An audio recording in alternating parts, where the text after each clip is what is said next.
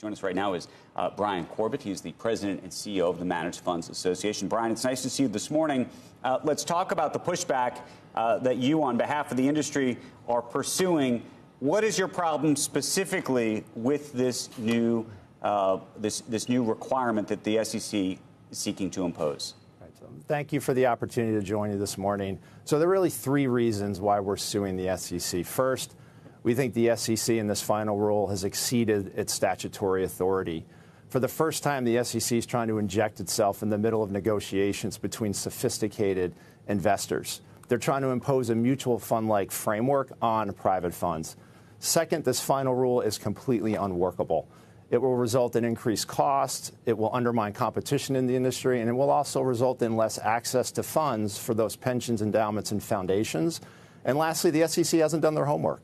They haven't pointed to a market failure to justify the rule, nor have they provided an adequate cost-benefit analysis to support the final rule. Okay, so let's just break down what is in this rule, because I think it's important for the audience to understand what's happening here.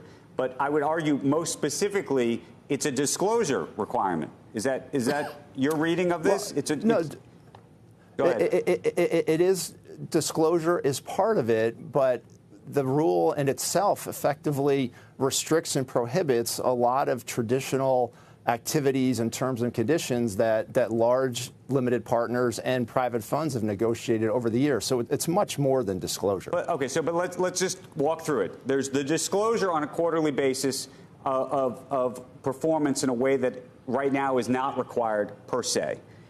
There's a element that prevents special deals from taking place between certain investors over others. You might describe this as a favored nation status, so that nobody is getting squeezed without knowing what has happened. Right. Why would things like this be a problem for the industry?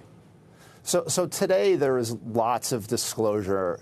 And for the SEC to suggest there isn't disclosure is just not true. When you're a large institutional investor and you're investing a couple $100 million in a private fund, you negotiate for specific terms and conditions that meet your needs. They're very bespoke relationships.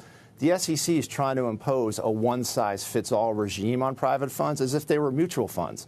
We're not talking about a retail product here. We're talking about a heavily negotiated bespoke investment in a private fund between sophisticated parties. Isn't there an argument to be made that private equity, and I would agree with you, if we were having this conversation 20 years ago about private equity, I would say this is not like a mutual fund. It's a small piece of the market.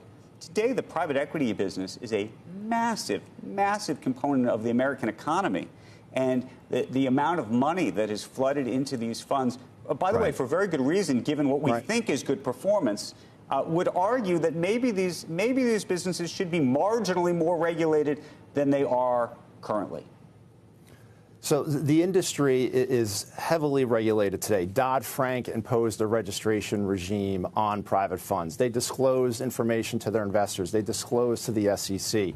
What we're objecting to is the overlay of regulation that is going to really undermine competition in the market.